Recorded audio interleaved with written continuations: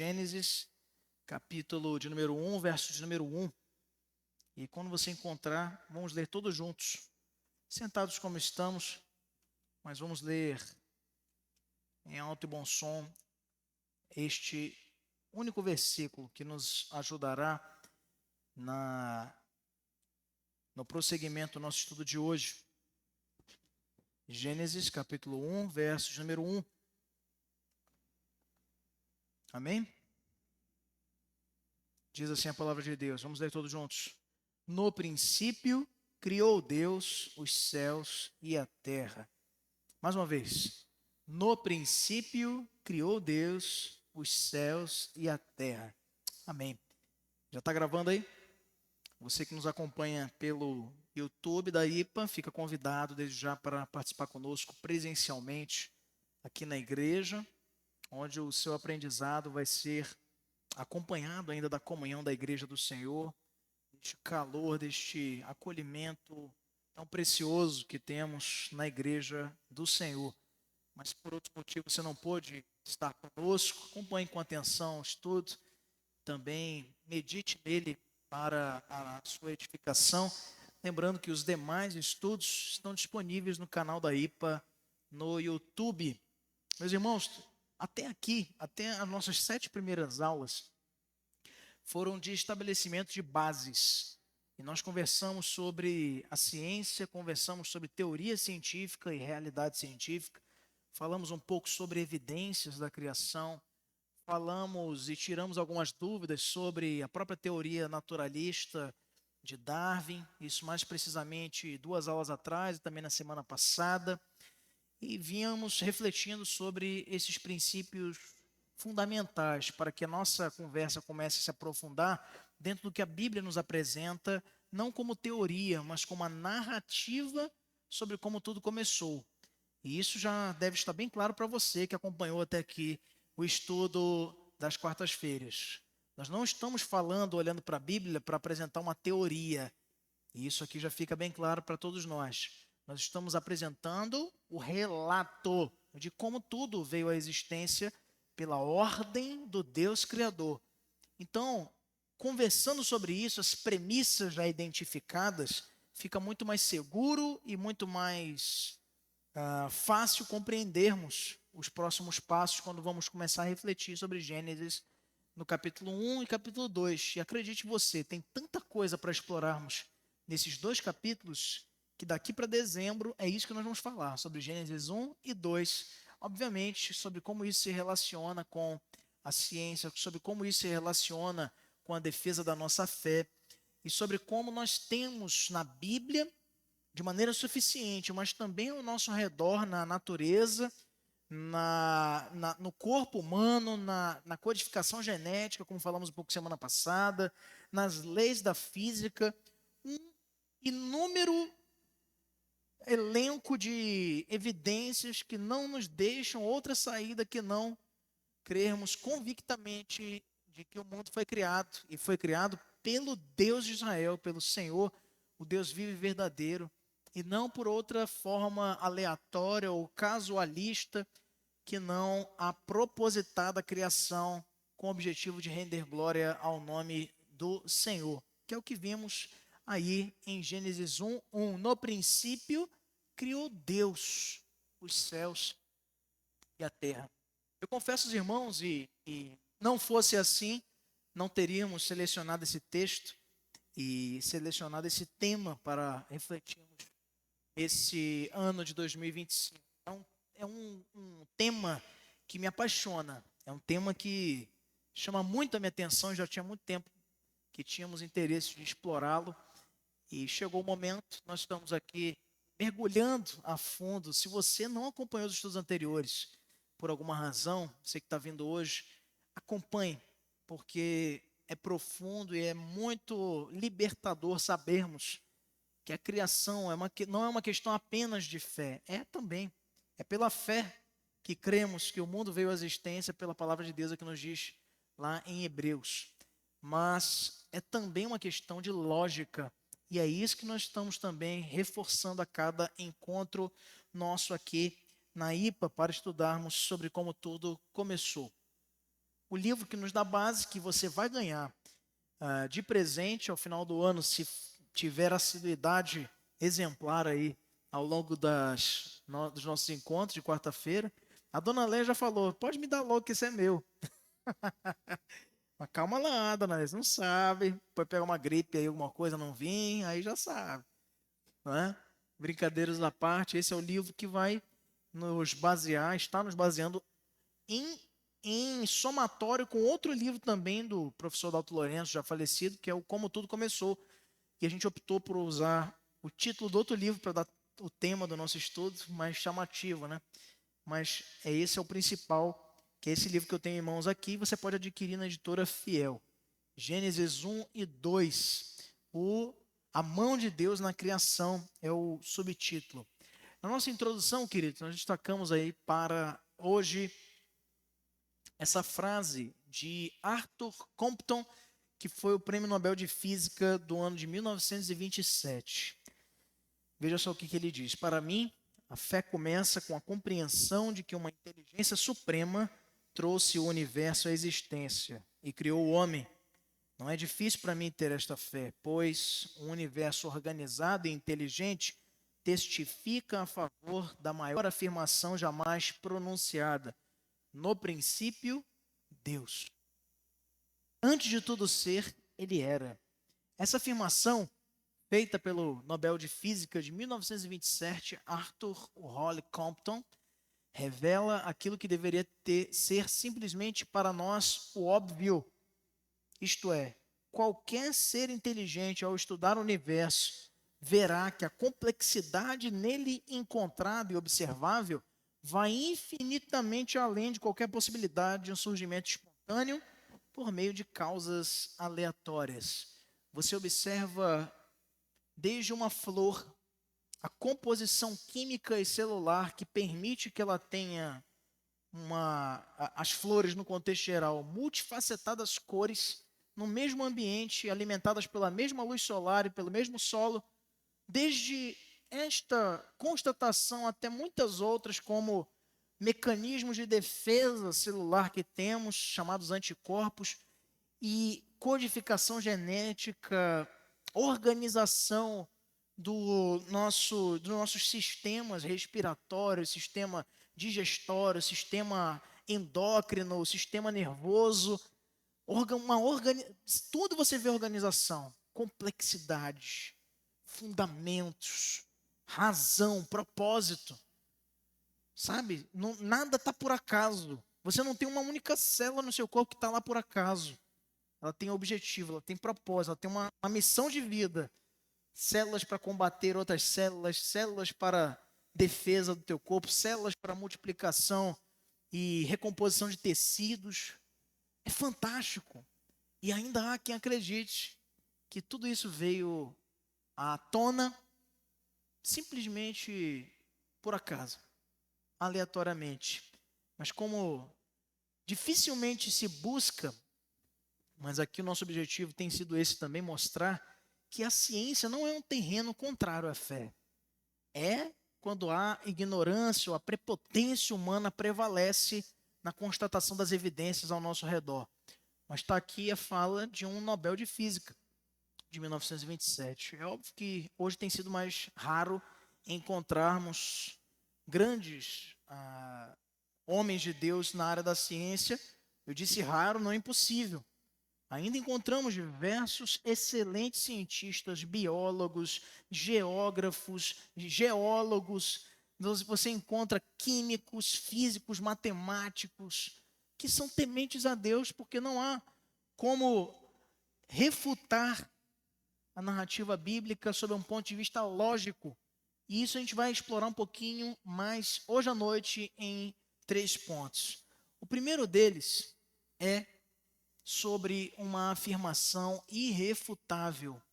No princípio, Deus criou Deus os céus e a terra. Não existe nenhuma outra afirmação irrefutável como esta. Você leu corretamente. Esta afirmação é irrefutável. E você pode estar pensando, mas pastor, e o Big Bang ou alguma outra teoria sobre a origem do universo? Mas nós não estamos tratando de teorias. Agora, quando vamos falar da criação, no princípio criou Deus.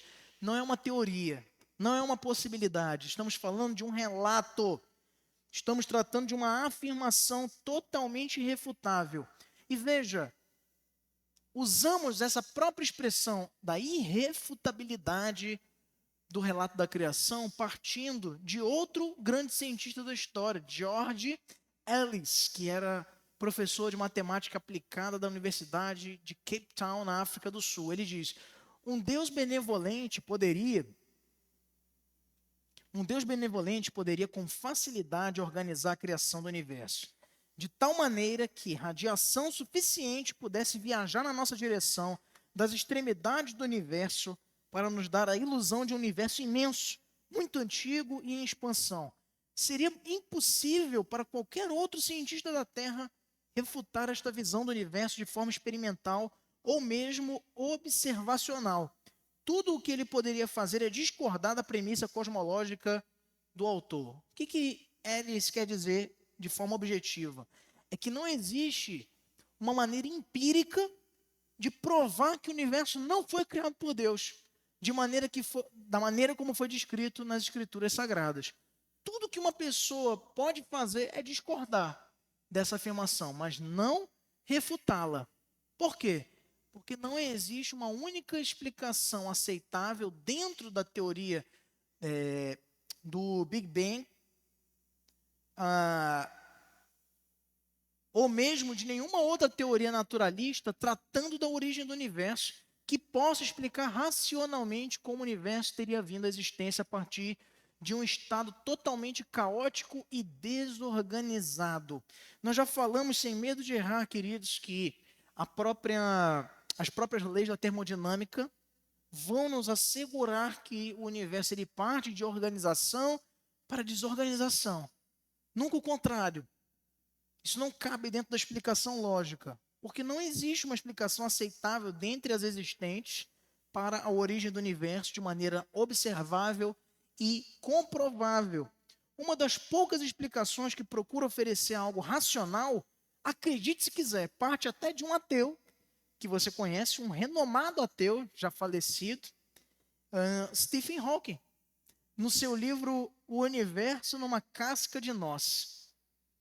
E ele chama da Era de Planck, o surgimento de tudo, o universo na casca de nós. Leis da física estranhas e desconhecidas, ele usa essa expressão no seu livro da editora Mandarim, do ano de 2001, traduzido no nosso idioma. Segundo as leis da física, dizia Hawking, todos os sistemas encontrados na natureza naturalmente irão de um estado maior de organização para um estado menor de organização. Veja, um ateu, Stephen Hawking, afirma no seu livro O Universo na Casca de Nós. À medida em que o tempo passa, ele vai se desorganizando. Não existe nenhuma lei que demonstre que naturalmente um sistema possa caminhar na direção oposta, ou seja, de desorganizado para organizado, como tenta defender o Big Bang. O que eu quero mostrar para vocês aqui nessa noite? O Big Bang não é uma verdade absoluta da ciência. Cientistas discordam dela e aos montes. Aos montes. Stephen Hawking foi propondo uma outra coisa em relação. E daí que surge o estudo. O presbítero Oswaldo aqui na área da engenharia vai se lembrar, ou talvez qualquer um dos irmãos também que seja curioso em pesquisar esses assuntos. O bóson de Higgs, que foi uma potencial descoberta do nosso século, não é? Cientista, esqueci o sobrenome dele que dá nome à teoria, né, do bóson de Higgs, é o Higgs, e ele descobriu o átomo ou a partícula da origem do universo, teorizando, estaria presente em todas as partículas encontradas e átomos de todo o universo, chamada partícula de Deus, foi assim denominada o bóson de Higgs. E veja, observação dentro de como é que é aquele motor de partículas, que a gente chama, o difusor, né? Tem um outro nome aqui que eu vou lembrar daqui a pouquinho. Esses estudos têm revelado cada vez mais uma questão tão lógica e tão óbvia que por muitas vezes nos faz até repensar sobre o básico, que é o universo não caminhou do caos para a organização, pois isso não compreende uma explicação cientificamente lógica para as leis da termodinâmica, para o próprio Stephen Hawking e para tantos outros cientistas dentro dessa perspectiva. O que Hawking e os demais cosmólogos atuais propõem é que chegarmos hoje no estado de organização que nós temos, trata-se, nas palavras deles, de um milagre. Mas o que é um milagre para o cientista? É uma definição diferente. Para nós, o milagre é a ação governamental e soberana de um Deus que controla todas as forças da natureza que foram por ele mesmo criadas. Para a ciência, o milagre são leis da física que ainda não podem ser explicadas. Leis estranhas e desconhecidas, usando-nos das palavras referidas por Stephen Hawking no seu livro Universo na Casca de Nós. Então aí está a diferença da Bíblia para o Big Bang. Por exemplo, pelas leis físicas, o Mar Vermelho não se abre ou não pode se conceber que ele se abrisse para a passagem do povo de Israel. Esse fato do mar se abrir para que o povo passasse a pés secos implica em leis físicas estranhas e desconhecidas. Leia-se um milagre. Você pode estar pensando, esse argumento funciona também, pastor, para o Big Bang. Seria ele um milagre?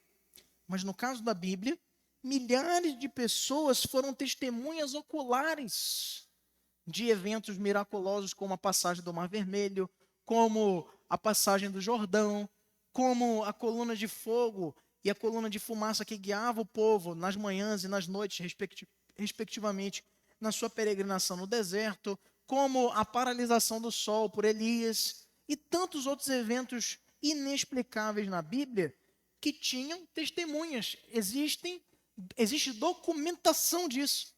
Do Big Bang, não. Então, embora pudesse ser ter associado o Big Bang com um milagre, a diferença dos relatos miraculosos da Bíblia para o próprio Big Bang está na documentação. Testemunhas presenciaram e puderam relatar todos os milagres que a Bíblia dá conta. Não é o caso do Big Bang. E veja, você vai dizer, tá, mas não há testemunhas da criação, porque ninguém estava lá. Exatamente, a gente já falou sobre isso. O próprio Deus. E aí existe uma questão de identidade semântica. Se todos os outros eventos são verdadeiros, são testemunhados, são documentados, por que o da criação seria mentira? Pense comigo. É um pouco de lógica, é um exercício muito simples que nós precisamos fazer. Mas aprofundando um pouco mais sobre isso, queridos, existe uma segunda questão que nós podemos refletir, falando um pouco mais sobre física, que é sobre tempo, espaço e matéria. A primeira frase da Bíblia, esta que nós lemos em Gênesis 1:1, vai definir a origem dos 3 elementos básicos principais com os quais a ciência trabalha: tempo, espaço e matéria. Nesta ordem, no princípio, veja a definição do tempo. Deus criou os céus, o espaço e a terra, que é matéria. Mas olha, nós sabemos que essa terra, do verso 1, não é o planeta Terra. Quem pensava que era o planeta Terra, levanta a mão aí. Eu pensava. No princípio criou Deus os céus e a terra. Eu pensei assim, que eram as galáxias e o nosso planeta. Mas essa terra não é o nosso planeta. Pois no verso 2, veja comigo lá, diz assim: a terra, porém, estava sem forma e vazia. A terra que estava sem forma e vazia não refere-se ao planeta. O planeta Terra tem uma forma. Tem uma forma. Né? E não é plana, tá? Deixa eu frustrar logo você que pensa de maneira ignorante a esse respeito. Não é plana. A Terra é redonda, tá? Não perfeitamente redonda. Ela tem altos relevos, era quase como uma massa assim, mas mais próxima desse formato, vamos dizer, circular. Então, não existe até o presente momento nenhuma teoria científica que possa explicar o aparecimento dessas três entidades: o tempo, o espaço e a matéria. E a Bíblia nos traz a fonte delas de uma maneira muito sutil. Nós sabemos que essa Terra não é um planeta, já falamos aqui, e o interessante é observarmos que esses três elementos, o tempo, o espaço e a matéria, encontram-se interligados de uma maneira surpreendente, não havendo uma única teoria que possa explicar isto a não ser o relato bíblico. Imagina você segurando uma pedra. Uma pedra. Você estaria segurando o quê? Uma pedra, ela é formada por um aglomerado de pequenas partículas que nós chamamos de átomos. As suas mãos são formadas de quê? Partículas que aglomeradas constituem átomos também. Esses átomos são formados de partículas menores, que nós chamamos de prótons, nêutrons, elétrons. E desses prótons e nêutrons são feitos de partículas ainda menores.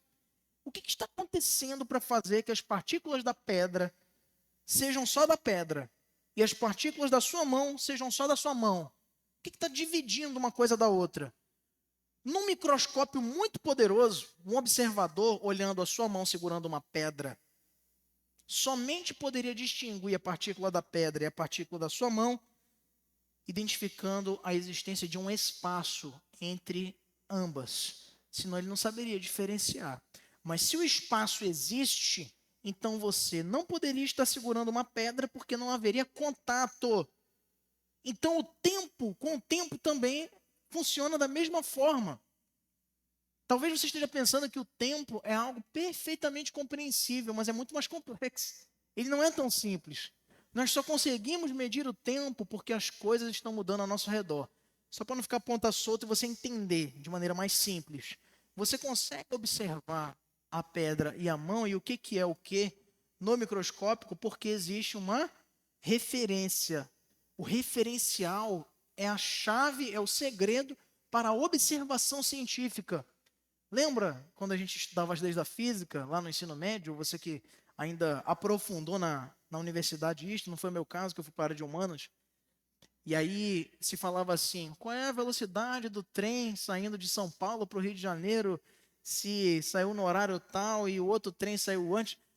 Aí você ia dizer assim, na fórmula, né, da velocidade, né, que é o tempo, a aceleração, qual é a distância entre dois pontos? Né? Depende do ponto de referência, ou do referencial. A observação científica ela vai sempre partir do referencial. Sem referencial, ela fica dúbia. A análise científica ela fica prejudicada com o tempo, com o espaço e com a matéria. Com a matéria, acabei de mostrar para vocês, a referência de um é que vai distinguir do outro. Do tempo, da mesma forma, você só percebe o tempo passar pela mudança ao teu redor. Se as coisas não estiverem mudando, você não vai observar o tempo passar, mesmo que você esteja atento aos eventos. O tempo não é diferente. Por que ele nunca para? O que faz avançar o tempo numa direção? Qual é a menor fração do tempo para que alguma coisa continue a existir? Mas o tempo ele é medido pelos ponteiros do relógio que se movem. É a movimentação dele que te faz observar o tempo. O nascer e o pôr do sol te fazem observar que passou um dia. A movimentação da Terra em torno de si própria faz passarem os dias e em torno do Sol no movimento de translação a passagem dos anos.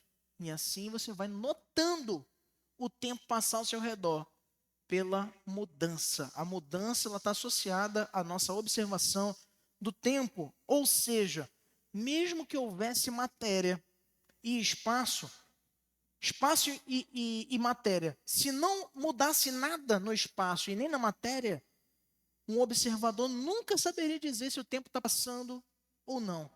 E nesse caso, ele se tornaria a única referência, ele próprio, fazendo que somente nele o tempo tivesse algum sentido. Começou a ficar complicado, né? Mas olha, em suma, o tempo só tem distinção, só tem separação na observação de acordo com a mudança das coisas ao nosso redor. E a gente já parte então para o último ponto, que é o ponto 3. Para, falando sobre tempo, refletirmos sobre antes do tempo. Antes do antes.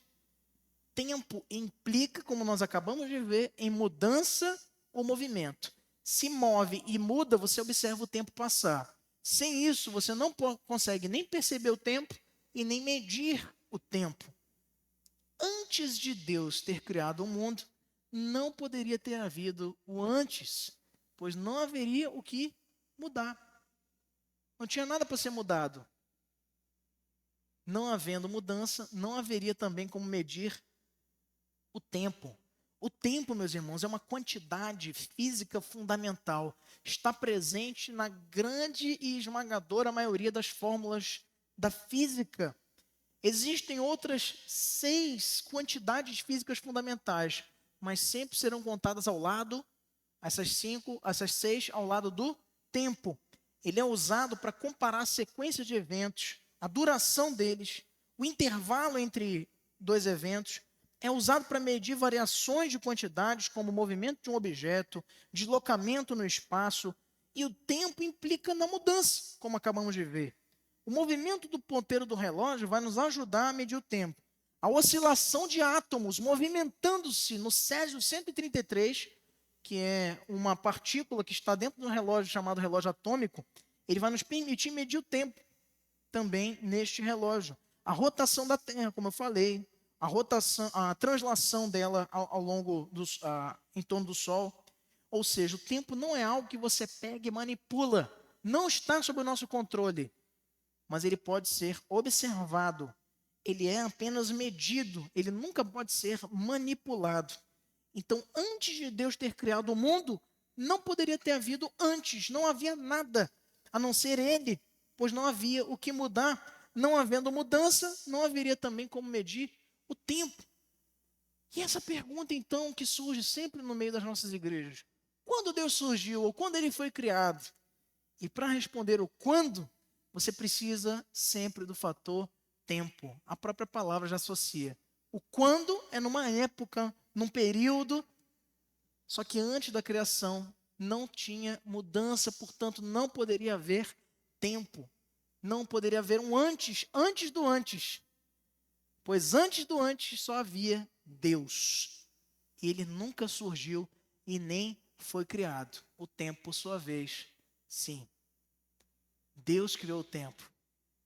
Porque tem um atributo incomunicável de Deus que nós estudamos no seminário e é fundamental para compreendermos isso que eu estou te explicando, que é a imutabilidade de Deus. Quando a gente diz que antes do tempo não havia o que ser mudado, você pensa, então não havia nem Deus. Mas é que Deus não muda, é por isso que o tempo não era medido, foi Ele próprio quem o criou. O tempo não poderia existir antes do antes, ou seja, antes da criação. Ou seja, Deus é que formatou, que criou o tempo fora dele, fora das suas leis, fora das leis do espaço, do tempo e da matéria. Ele está no governo de todas as coisas, não se submetendo a elas, porque ele próprio as fez. Todas elas conforme o propósito e o conselho da sua soberana vontade.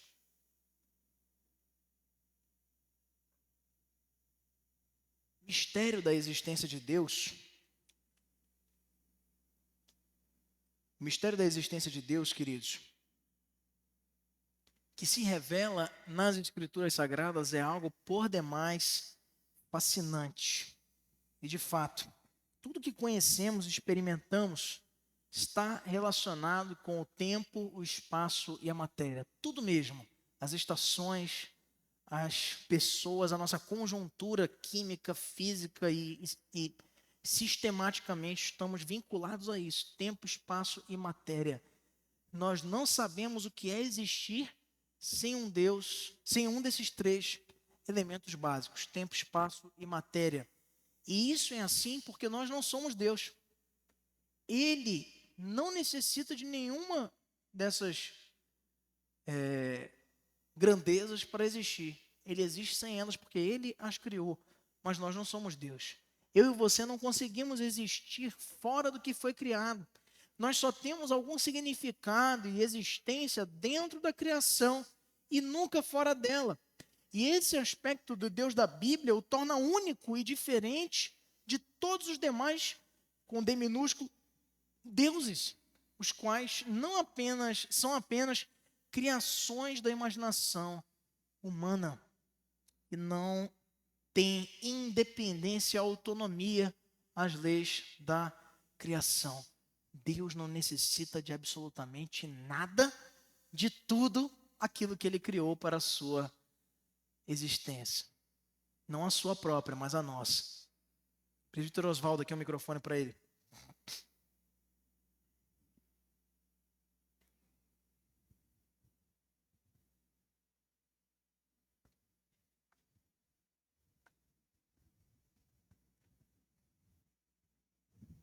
Isso.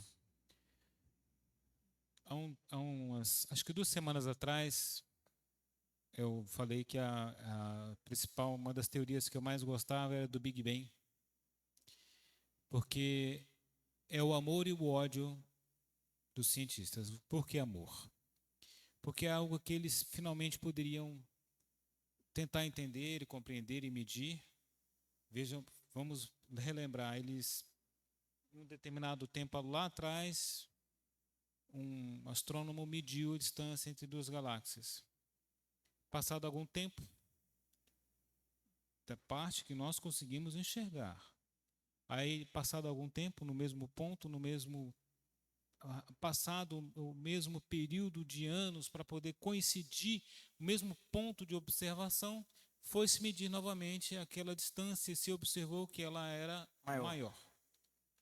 Passado algum tempo, isso tornou-se uma revolução, fizeram questionamentos e perguntas, convocaram astrônomos em todo mundo, e físicos de todo mundo, para poder fazer essa mesma medida novamente, há um tempo depois, para poder se confirmar que essa distância é maior. Daí veio a teoria do Big Bang. Foram medir novamente e perceberam que estava maior ainda. Então, ou seja, se é que houve a explosão, ela ainda está acontecendo, ela está em expansão e acelerando. Mas o fato principal é que o intervalo de tempo entre a primeira medida, a segunda medida e a terceira medida fizeram muitas conjecturas e fizeram muitas elucubrações e tentaram calcular, inclusive, a idade do universo. Saber o tempo exato em que essas duas galáxias estavam juntas para determinar o ponto de partida, o tempo.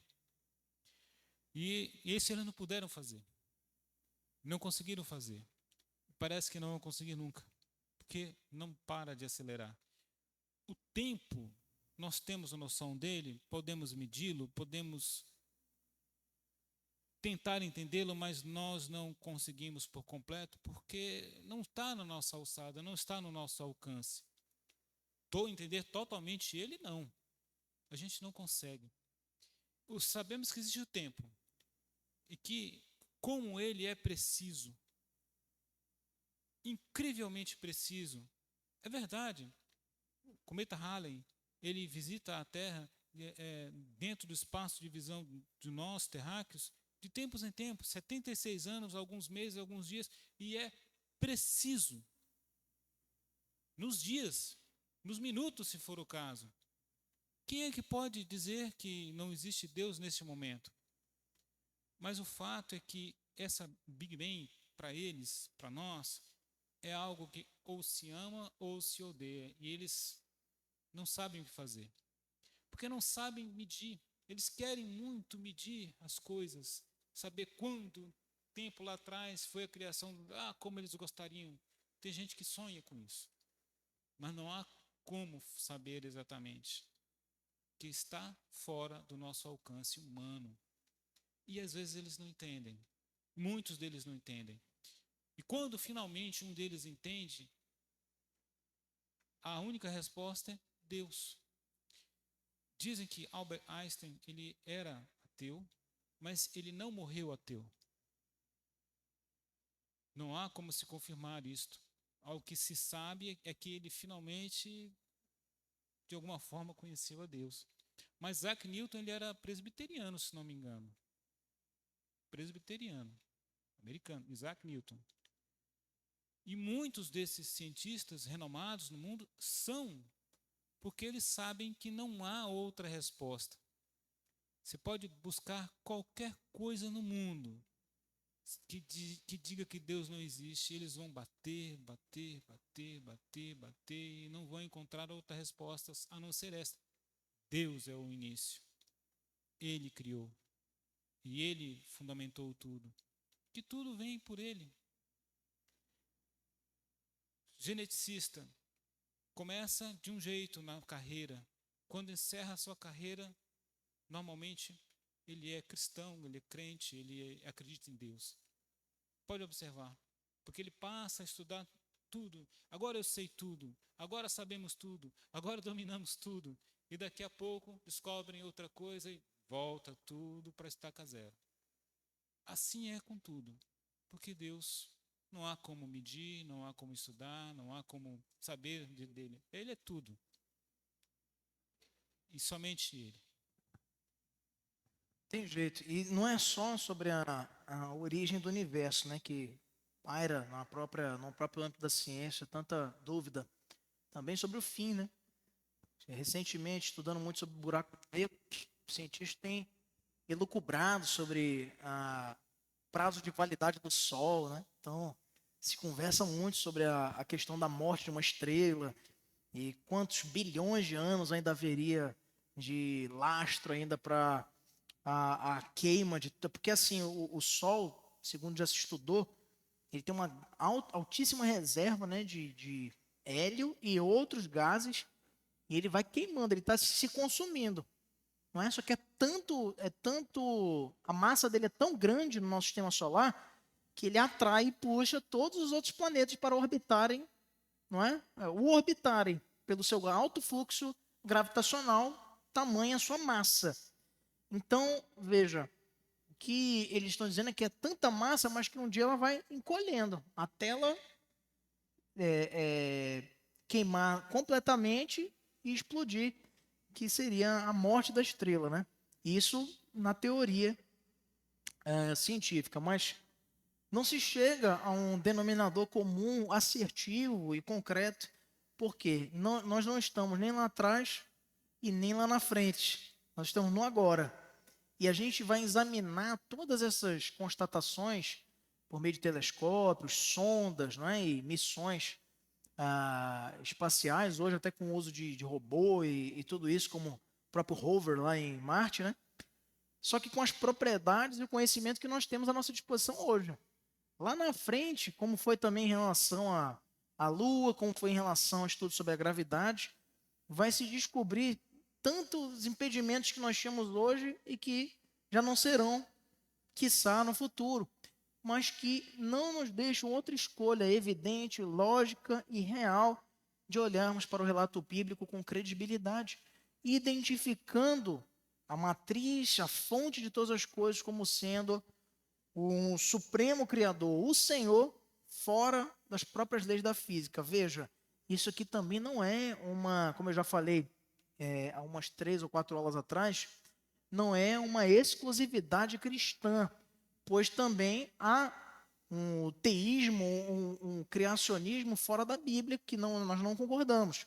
Criacionismo científico.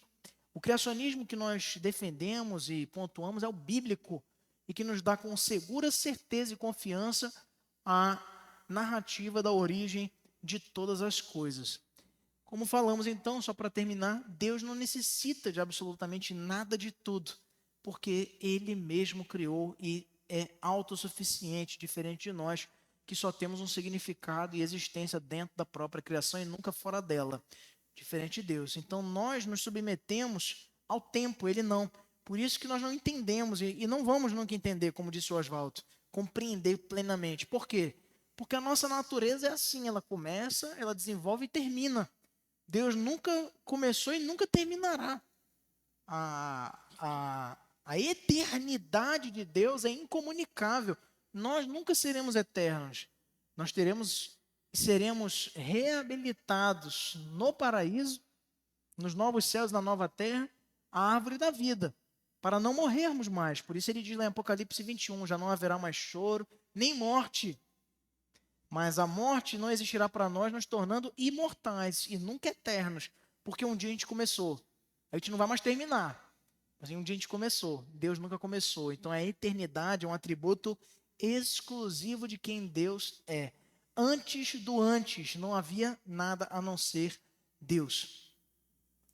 E como nós sempre temos feito, agora avançando um pouco no tempo aí para o período do iluminismo, com Voltaire, muita gente hoje tem defendido que nada se aproveita do iluminismo. Eu não concordo com isso. E aqui você observa uma clássica demonstração disso com o filósofo Voltaire, embora iluminista, embora em muitas das suas defesas contrários às Sagradas Escrituras, ele aqui nos fala algo fascinante sobre a ciência, dizendo que a voz de Deus nos diz constantemente: uma falsa ciência faz um homem ateu, mas uma verdadeira ciência leva o homem a Deus. Então, que nós possamos entender isso, meus irmãos, compreendendo que a ciência, ela não é inimiga da fé, muito pelo contrário. Ela tem suas limitações e aonde ela para é aí que a fé nos move para compreendermos coisas espirituais que, pela própria natureza carnal, não teríamos condição alguma de compreender, de entender, como tudo começou. Que Deus nos abençoe nessa nossa jornada, que nós possamos prosseguir com muita alegria nessa nossa caminhada de fé e de aprendizado. Você que nos acompanhou até aqui no YouTube da IPA, fica convidado para partilhar conosco aqui na igreja dos nossos estudos, estar conosco desfrutando desse tempo tão delicioso, tão amável, que é o tempo de oração, o tempo de culto de doutrina. Vamos ficar de pé, queridos, para a nossa oração final, o nosso encerramento de hoje. Vou pedir a nossa irmã Jéssica Pedrosa que nos eleva a Deus em oração.